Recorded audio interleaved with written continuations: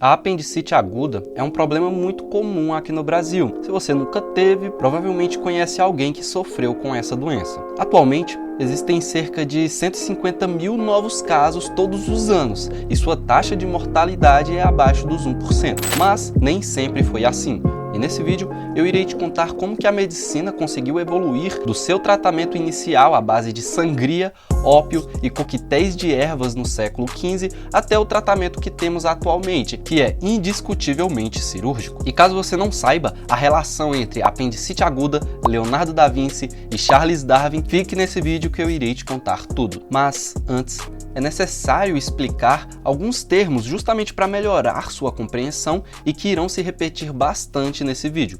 Primeiramente, apêndice. Nesse vídeo vamos considerá-lo como um órgão que faz parte do nosso intestino, localizado no quadrante inferior direito do abdômen e ligado na porção inicial do intestino grosso. A origem do seu nome vem do latim appendere, que significa pendurar, justamente porque parece que ele fica literalmente pendurado na porção inicial do nosso intestino. A apendicite é um processo inflamatório do apêndice. Peritonite é uma complicação grave da apendicite, em que a inflamação do apêndice se espalha para todo o peritônio, uma membrana que reveste o nosso abdômen. Normalmente há processo infeccioso junto da peritonite e ela tem uma altíssima taxa de mortalidade, tanto antigamente quanto nos dias de hoje. O abscesso é basicamente uma bolsa de pus, cheio de líquido inflamatório ou até mesmo micro-organismos. Apendicectomia refere-se à remoção do apêndice, e laparotomia exploratória, ou apenas laparotomia, é o processo de abertura do abdômen, realizado para tratar inúmeras doenças abdominais, e pacientes laparotomizados eles ficam com uma cicatriz enorme em seu abdômen. Dito isso,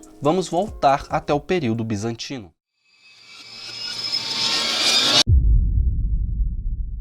A realidade é que a apendicite é tão antiga quanto a invenção da roda. Existem relatos em papiros de adesões no quadrante inferior direito de várias múmias egípcias durante o período bizantino que são sugestivos de apendicite, porém, a ausência de registro técnico dificulta muito essa dedução. De qualquer forma, foi apenas no período da Renascença, entre o século XV e XVI, que os primeiros registros anatômicos dessa estrutura foram descritos, e por incrível que parível, um dos primeiros desenhos do apêndice foi realizado pelo ilustríssimo Leonardo da Vinci. É fato que pouco se sabia sobre a sua função à época, e, sinceramente, até hoje pouco se sabe, mas isso não diminui nem um pouco a importância do nosso tartaruga ninja. Porém, o principal problema do seu desenho é que ele não nomeou essa estrutura. Ele apenas analisou as peças anatômicas que ele tinha na época e foi desenhando. E é justamente por isso que, tecnicamente falando, o crédito para a primeira descrição da estrutura do apêndice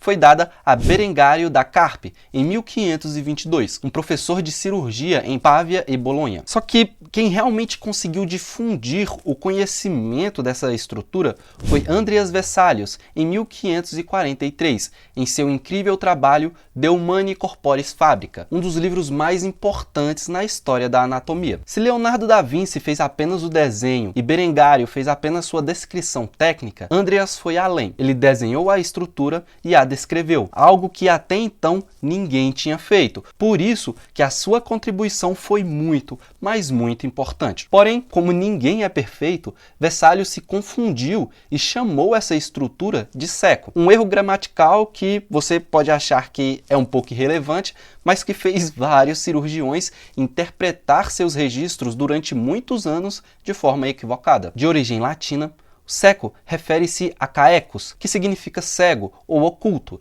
já que essa parte do intestino grosso terminava num fundo cego, o apêndice. Ou seja, Andreas quis dizer que o seco era o apêndice, mas foi entendido como a porção inicial do intestino grosso, e essa confusão gera discussões até hoje. Tanto que se você abrir um livro-texto de anatomia, pode encontrar as duas definições para a mesma região, ou encontrar definições diferentes para cada região. Fora dessa discussão lexical, o maior problema sempre foi literalmente tratar a apendicite aguda. A dificuldade em difundir o conhecimento na época, associado com diversas pseudociências, a apendicite nessa época era tratado principalmente com ópio, compressas quentes com pele de animal, sangrias e eventualmente cataplasma. Um tipo de blend de ervas que, dependendo do seu sintoma, ele mudava ali determinada folha ou adicionava alguma raiz específica. E isso nos mostra o porquê que nessa época a taxa de mortalidade da apendicite era tão alta. E isso incomodava muito os médicos da época, já que pouco se podia fazer frente a um paciente com essa doença. Mas foi apenas no século XVI que o médico, o Dr. Lawrence Heinster, reconheceu o apêndice como o local de inflamação para a maioria das dores abdominais na região direita. Ele descreveu alterações relevantes num post-mortem, que é um documento que ele descrevia todos os achados numa autópsia. E acontece que essa sua contribuição foi tão importante que foi compilado com vários outros post-mortem e se tornou um dos livros mais importantes para a história da medicina, o Medical, Surgical and Anatomical Cases and Observations. Nesse documento ele escreveu: encontrei o processo vermiforme do seco naturalmente preto, aderido ao peritônio mais que o normal. Quando eu estava prestes a separá-lo, puxando delicadamente suas membranas, ele se rompeu e liberou cerca de 3 ou 4 colheres de um material fétido. Esse caso pode servir como prova de formação de abscesso no apêndice, bem como noutras partes do corpo. Dr. Lawrence Heinster quis dizer nesse trecho que o apêndice ele pode ser a origem de vários processos inflamatórios, não apenas o intestino grosso. E, gente, pode não parecer, mas isso foi muito revolucionário à época, pois a medicina da época considerava o apêndice como apenas um resquício inútil em nosso corpo, que não trazia benefícios, muito menos malefícios. A medicina se embasava nessa teoria, pois vários cientistas veterinários argumentavam na época que um apêndice vermiforme verdadeiro é encontrado apenas em 6 animais: homem, gorila, chimpanzé, orangotango, marsupial e gibão, sendo funcional apenas em 5 desses. Portanto, sendo um resquício na nossa espécie, útil apenas para outros animais. E agora você deve estar imaginando: caramba, isso é bem parecido com as conclusões de Charles Darwin, né? Porém, Darwin só foi nascer no ano de 1809, cerca de 50 anos após essa discussão. Podemos concluir então que aquilo que enfiaram na nossa cabeça lá no ensino médio, que o Darwin é o pai do evolucionismo, o único que merece os méritos por seus feitos e blá blá blá, não é tão verdade assim. Centenas de pesquisadores e cientistas já vinham discutindo essa questão da evolução há vários anos anteriores. Ele foi apenas um dentre vários, que tem sim seu mérito, sua contribuição relevante nesse assunto, mas ele não foi o único. Independente de qualquer coisa, após esse caso, por mais de um século, houveram apenas relatos ocasionais de autópsias com gangrena e perfuração do apêndice com presença ou não de abscesso ou peritonite. Mas a maioria dos diagnósticos eram inconclusivos ou tinham diagnósticos vagos, como paixão ilíaca, tifite ou peritifite, termos que caíram em desuso na medicina, pois eles se referiam apenas a processos inflamatórios ou cólicas abdominais totalmente inespecíficas.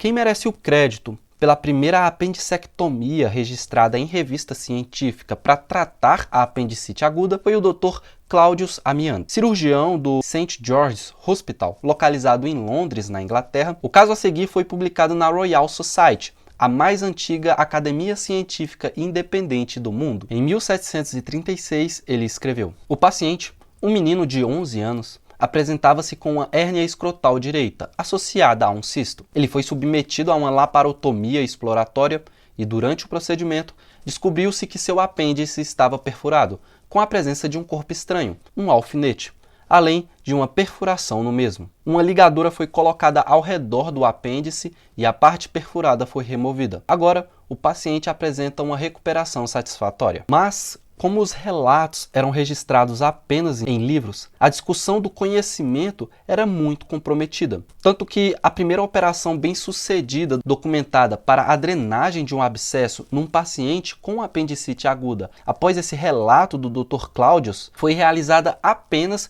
em 1848, pelo Dr. Henry Hancock, do Charing Cross Hospital, em Londres, Inglaterra, ou seja, cerca de 112 anos após o procedimento relatado pelo Dr. Claudius Amianto. Isso quer dizer que, nessa época, aquela criança de 11 anos de idade devia ter cerca de 123 anos, se estivesse viva, é claro, já que a expectativa de vida em Londres, nesse período, era cerca de apenas 34 anos para os homens. E, sinceramente, é um pouco estranho analisar esses dados e pensar que, eram pessoas de verdade e não apenas números. Isso torna a história da medicina um pouco depressiva e, às vezes eu sinto isso. Eu não sei se vocês também têm essa sensação, sei lá, mas... Enfim, voltando ao assunto, a paciente do Dr. Henry era uma mulher de 30 anos de idade que estava em seu 8º mês de gestação. A paciente referia cólicas abdominais intensas e no 4º dia de internação, infelizmente sofreu um abortamento espontâneo. Os médicos achavam que seus sintomas abdominais eram devidos à gravidez, mas como ela ainda estava muito sintomática após o aborto, no 12º dia de internação, o cirurgião Henry Hancock foi avaliá-la. Ela estava com um abdômen distendido, sensível ao toque, porém os sintomas estavam mais acentuados no quadrante inferior direito. Dr. Henry suspeitou imediatamente de problemas inflamatórios ao redor do século ou no apêndice e prescreveu a nossa dipirona e hidratação do século XIX, ópio e cataplasma. 2 dias depois, a paciente estava muito pior, com um péssimo estado geral, e era possível sentir uma massa palpável em seu abdômen. A essa altura, sua condição já estava crítica. Não existia outra alternativa além de intervenção cirúrgica. E esse é um dos dilemas mais difíceis na cirurgia e que ainda faz muitos cirurgiões pensar 3, 4 ou 5 vezes antes de levar um paciente para o centro cirúrgico. Ou o paciente inevitavelmente morre no leito, ou talvez ele sobreviva após a intervenção cirúrgica. É literalmente um tiro no escuro. E, sinceramente, é difícil explicar o peso que fica na consciência do cirurgião para tomar essa decisão. Porém, a sorte estava ao lado da paciente, pois, após a administração de anestésicos, que nessa época já tinham sido descobertos e eu pretendo futuramente trazer um vídeo sobre isso aqui no canal, foi realizada uma laparotomia exploratória. Quando o abdômen foi aberto, muito pus, bolhas de gases e fecalitos escaparam, fazendo o centro cirúrgico ficar contaminado com um odor fétido. Mas isso não amedrontou os cirurgiões que estavam determinados em tentar salvá-la. Dr. Hancock concluiu que esses dejetos saíram por uma ulceração do apêndice e após a remoção desses dejetos, retirada do abscesso e uma apendicectomia, a melhora da paciente foi rápida e ela teve uma excelente recuperação. Hancock escreveu: "Não conheço nenhum caso registrado em que o abdômen tenha sido aberto nas circunstâncias críticas dessa paciente. Vale citar que nesse caso não havia vermelhidão nem flutuação, nem qualquer sinal externo indicativo de abscesso. Pode ser prematuro argumentar, com base nos resultados desse caso, mas acredito que poderá chegar um momento em que essa abordagem será empregada com sucesso em outros casos de apendicite que terminam em peritonite e que geralmente são fatais." No entanto, naquela época, a medicina via a peritonite como um bicho de 7 cabeças, algo praticamente impossível de reverter, tipo um atestado de óbito para um indivíduo vivo. Tanto que esse relato de Hancock foi ignorado por cerca de 40 anos, justamente porque alguns médicos acusavam o cirurgião de ter inventado esses relatos.